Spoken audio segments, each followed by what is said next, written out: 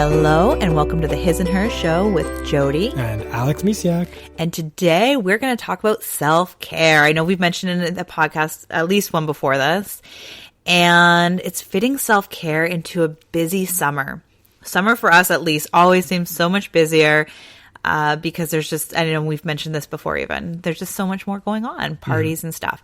So how do you fit self-care into, like, it's already hard enough when you fit it in normally, and then all of a sudden the kids are home from school or they're going to camps and you have summer vacation yourself, and there's just so much going on. So fitting it in to a really already jam-packed time. So that's what we're going to talk about today. Yeah, I'm kind of excited because this is, like I've mentioned before, it's our first summer with both kids. So and you know, we still have all that other stuff we got to do throughout the summer. We got to do?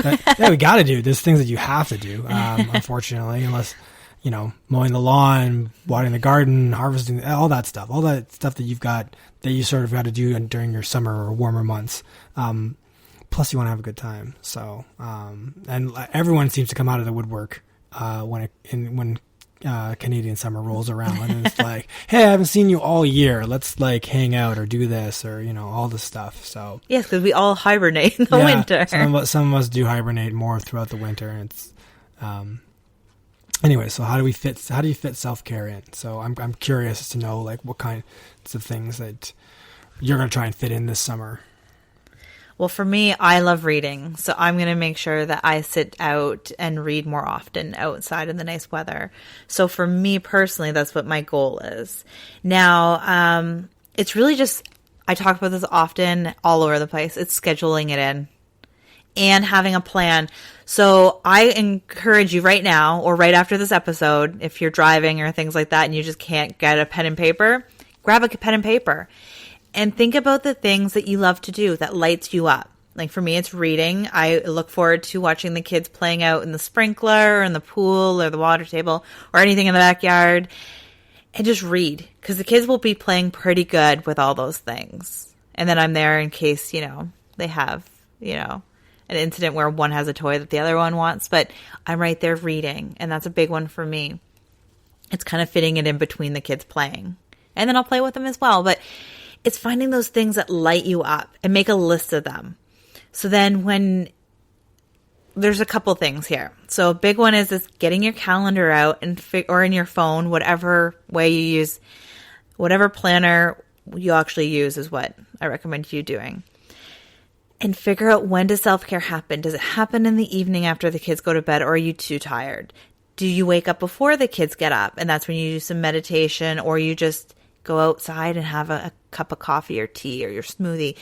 It's making a list of activity. And then, so it's planning. When is it happening? And then it's making that list. So you don't always have to necessarily be like, I'm going to be doing X, Y, Z at this time. It can be like, I'm just taking time for me. And then you can look at your list of like, what do I feel like doing today? And if you have a hard time doing things around the house and you love the spa, it's booking spa days if you can. And if the spa, like you cringed at me saying the spa, you're not a big fan of strangers massaging you and things, then that's not your thing to do on your self-care list. I could list off a million ways to do something for people, like self-care activities. But one of the things I discovered this past year is that I was constantly doing things for me. And it was filling my cup up, but there was things that were missing. And that was actually, Alex, it was like, I was constantly doing like mud masks and making sure I was pampering my body and, you know, all that stuff. And then I realized I didn't have, like, you and I did not have time alone. And then your parents were over and we went out for supper. I'm like, this is what I needed. Right. So we need to really be in tune with what we need.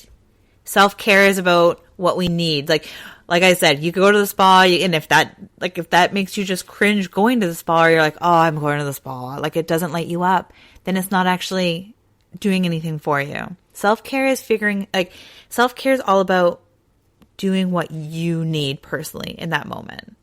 And sometimes in the winter, it might be different than what's in the summer. Like, I'm just looking forward to being outside, and I want to get near water as much as possible because it fills me up and it gives me this energy. And so my activities for self-care are a lot different in the summer than they are in the winter. And with kids home, you got to be a little bit more flexible, but also more creative on how you're going to fit self-care in, especially if the kids are up later at night and they're home from school. They're home. If you're like, for me, I work from home, so I see them all the time. So it's really, again, figuring out what does it look like? When does it fit in? And making that list of things that you want to do for you. And it might just be checking in maybe once a week and be like, okay, what am I missing? Maybe all winter you were hibernating and you haven't seen any friends and you want to see your friends. So it's making plans to see friends. And then it's fine. It's making sure they don't overdo it, because I've been there before where I'm like, oh man, I haven't seen anybody in forever. And then I call every single person back. I want to hang out. And then I'm like book solid for a month. And I did that before I even had kids, so I don't even know what that would look like now. So it's like, don't go overboard in things. Like, there's like, it's fine lines between everything. Like, chocolate's great, but if you eat like a huge, like ginormous, pounds and pounds of chocolate, you're going to feel sick and it's not good for you. But, like a couple pieces here and there. It's okay. No, that's good. Actually, I was going to ask you, how do you come up with that list, and then how do you, but so I think the first thing, I should do, for example, is, or our viewer or listeners can do, is you start with a list of like the obvious things. Be like, I like doing this, right? Or it can be an ongoing list too. Yeah, it doesn't have to be set in stone, of course not. But you just list off some things like spring to mind that are quick, or like that you don't have to dig or think too hard on them. And if you've got the time to dive deeper and look inward, then great, and you might be able to find something else. But I like the self-check-in, to be like, okay, well, I've done some of these things. How do I feel? Do I feel, what are you looking for? Like, do I feel like when that my cup is full? Like how do you?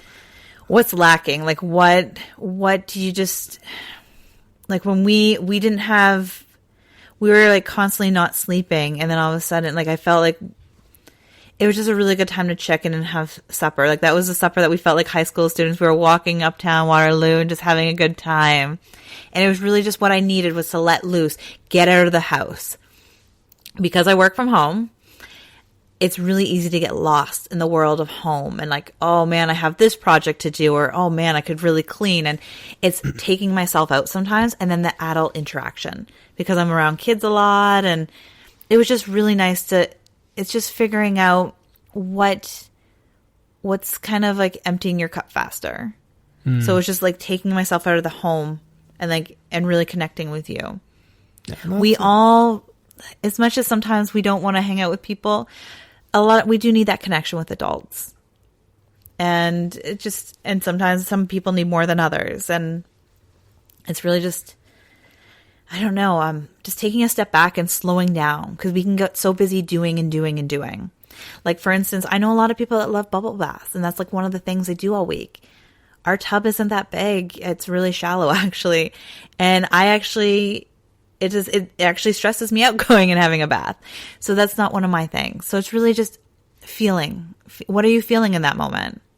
Being mindful. Yes, being mindful about what you're doing, because life in general, and then you throw summer into it and the busyness and the craziness of it, you might just fall into habits of doing something just because you were told that that's self-care.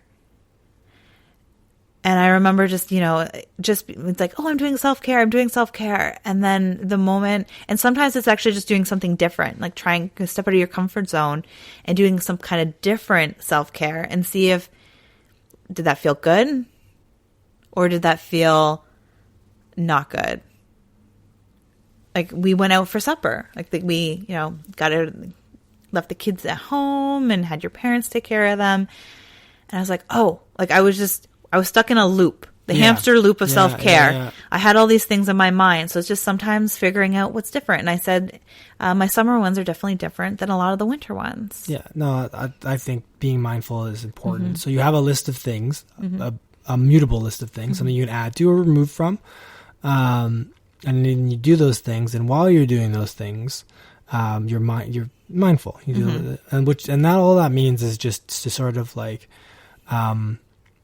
you've gotten into a book.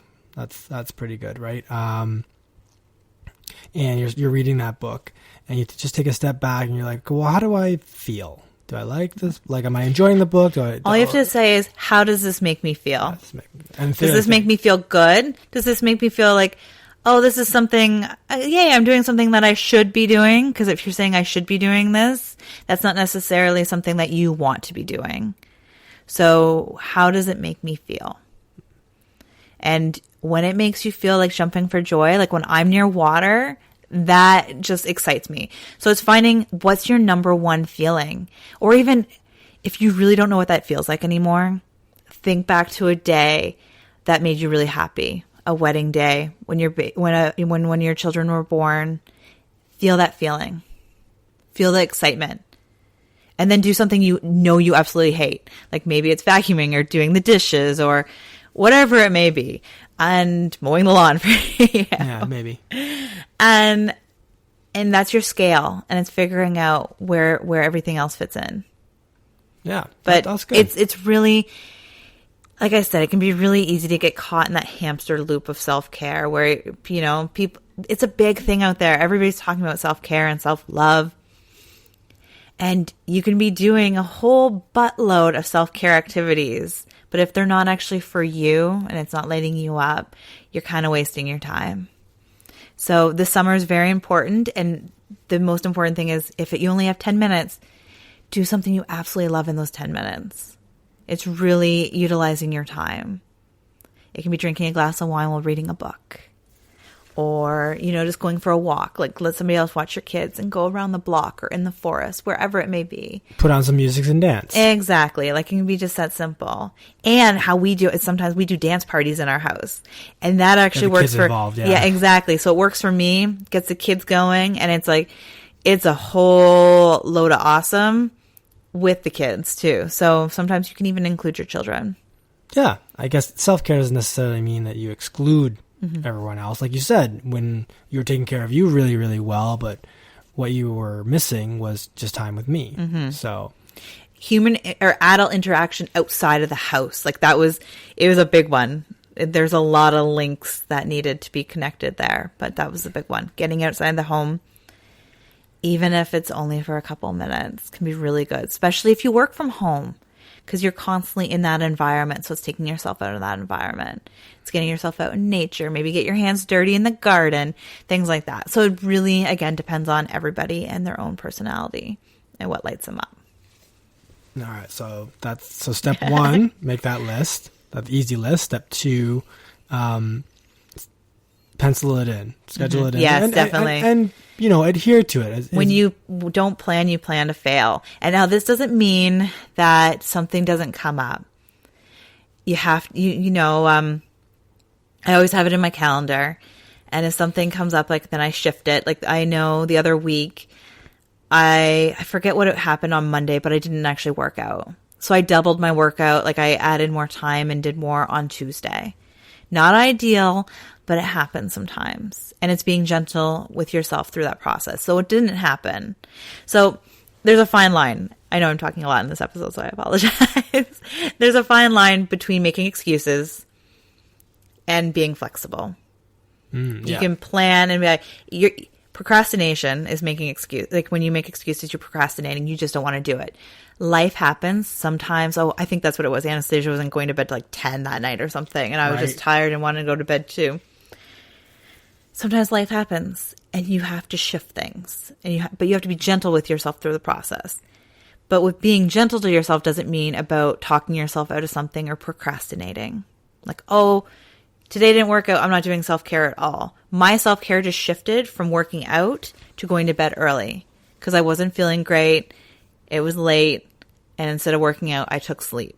So which is why you should have that list. Yeah, exactly. Of multiple things to do so that you can go back to that list. And so I still took care of me. I just did it in a different way than I planned to until life kind of, readjust and stuff. Yeah. Threw me a wave, recalculating. Yeah, exactly. And I think that's important, having a bunch of different things that you can do that take a varying amount of time, I think, so that you can, when you have those, when you look at your schedule and go like, what is my day going to look like, or my week, you've got blocks of time, or, and then you look at it and go, well, what can I fit in this block of time? And that works. And like you said, being flexible. I think that's, and gentle on yourself, but don't mistake gentle and loving yourself through life with procrastination, because that's, again, because that's just giving up. Yes, really. Yeah. That's but different. it's not beating yourself up either, because that then takes away from self-care and self-love. So if something doesn't happen, it's like, okay, why didn't that happen? And take a step back and just be like, okay, we're going to do this differently. Like for the day 2, like say Tuesday, I said, hey, can you take over for Anastasia at bedtime so I can go work out? So it's figuring out how to get back into what I wanted to do. Yeah. Do you know what I mean? So it's problem solving.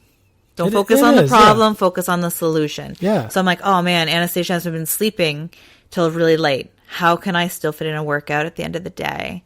Because that's just where it fits in best for me, other than like this past little while anyway. So okay, and that's good. And so if you're looking at your list, and maybe your list is a little too ambitious given your current situation. And, always ambitious over here. I know that's true, but I mean, you've got some things that you can fit in, even if you've got varying levels of ambition, right? And that might be good. I think where people might give up is that they've created this list of things that they want to do, and they're all very ambitious things they want to do. There's nothing like, there's lots of small things you can do for self-care as well. And it's a list that is not a list of goals, right? Or tasks that you need to accomplish. This is supposed to be helping you and taking care of you. Yeah. Just activities that you love to do. And it's kind of like a cheat sheet. When life is going crazy sauce, because it will, especially with kids involved, and life and things are throwing your way, all you have to do is go to this list and be like, okay, what can I do? You can even categorize, like if you're a very organized person, you can categorize it like 10 minutes, 15, like if you really want, you don't need to. That would be like very organized. But you just look at the list. It's to kind of be like, oh man, like we're going to talk about in a second the importance of self-care and why we do this. But say life is going crazy and it's like, oh my goodness, I haven't taken care of me for a while. You just need to look at it's kind of like a cheat sheet of what can I do right now? And it's just because sometimes we get so busy that we forget what lights us up. And this list is just really here to act as like as a life raft almost, of like picking us up when we need something, like come carrying us back. Yep. So why is self-care so important? Why do I talk about it all the time? It helps keep us balanced. I find when I don't do self-care, like if I'm yelling or I raise my voice and I get grumpy, I know that I'm lacking something for me personally. When we are grounded, when we give ourselves that time to really just be with ourselves, and that's why I mean do something that lights you up. When we come from that like balanced place, we parent so much better. We parent from a place of love. We love others around us more. And even self-care can be making sure you don't miss any meals. Yeah, if you get busy. If you get hangry, if you get hangry like me and my daughter, like our daughter, it's about making sure you feed yourself on time. So you don't like yell at other people, because then that just brings in guilt and shame. Like, oh man, I just blew up at so-and-so. Like it brings on other layers. So taking care of ourselves first and foremost really helps build that foundation and balance, so we can take on the world, like not on the world, like take over the world, but we can really put our best foot forward and really come from that authentic place of who we really are. Because when we forget about ourselves, it can be not a pleasant thing. And it really just benefits our children. And then we're showing our children that we matter and that they matter. Like it's a whole circle. Yeah. Like taking care of you first is so important for everybody around you. It's really a ripple effect. When you love yourself and you take care of yourself, it ripples out to everybody else. Yeah, people can feel the difference. Mm-hmm. for sure, as you start to make that shift. So. And so it's just, again, like, so when you find yourself maybe, like, I know if I raise my voice at my children or yell at them, I'm like, whoa, I need something needs to change here. Because I normally, like, if I'm balanced and grounded where I am, I can actually parent. And we were actually talking about this the other day, parent from a place of intuition. So it's not reading other books. It's just listening from within, and the answer's there. I've said before that I've told Anastasia stuff, and it was coming out of my mouth, and I had no idea where it came from. It was just from inside of me, and it was just really powerful. So that just helps us parent and be the best parents we can by being the best we can be in a cup, like a cup full of awesome. Yeah, and to fill your cup, you have to practice self-care. Yeah. So, do you have any last minute? Well, I think I've got some homework for sure, because I need to practice this more clearly, and like I said, this is going to be the first.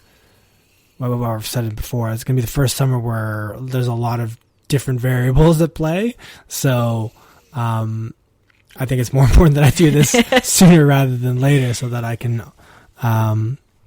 remain grounded. Mm-hmm. And it's really incredible when you start. The more you do it, the easier it gets too. So this might, if it sounds as foreign as it sounds to you, maybe. I love that you're here and being able to answer the questions from a different side, because I've been practicing this, and I had to practice it really intensely when Jaden wasn't sleeping, because if I was a whole different person, the chemist, like. When you don't sleep, your brain chemistry is way off. So like I worked really, not hard, but I really focused on self-care the past 2 years just to survive. So it's just really powerful to do. And it's just being patient and taking the time that you can. 10 minutes is better than nothing. And it could be 10 minutes 2 or 3 times a day, or like it really depends on your circumstances, but it's just figuring out what that looks like to you. And for me, I actually have a date night with myself once a week, which is super awesome. That's usually when you go and hang out with friends, and that's when I don't care what the house looks like. I don't care what needs to get done for work. I just do something for me. Yeah. And then that's it. Like that is my night to just be. And when the other thing about, so planning, having a plan so you don't fail, like having a plan, or not having a plan is planning to fail. But it also allows you to not, if you have this guilt or this, like, you feel bad about doing something for yourself, when you schedule it in and the people around you know, like when we started having, like, when I had started having me nights, I'm like, hey, hun, like, I'm doing my own thing this night. Like, you can go play video games, like, do whatever, what you want to do. Yeah. And then we decide, like, that's when you usually hung out with friends. So, but it's having those people around you, and then they know what you're up to, and like it doesn't come as a surprise, for one, and then two, it kind of helps you not, like, you're not asking for permission every week, which I personally don't think you need to ask for permission anyways. But if you feel like you do, it's like, it's just a routine. Like every week you're doing this, and the people around you, the more you do it, the more people around you will understand it. They might not get it right away, but they'll slowly be like, oh, this is when. And they'll feel the change. Yes. And then they might start doing it too. That's true. So I hope this helped, and we'll totally talk more about self-care other times throughout the year.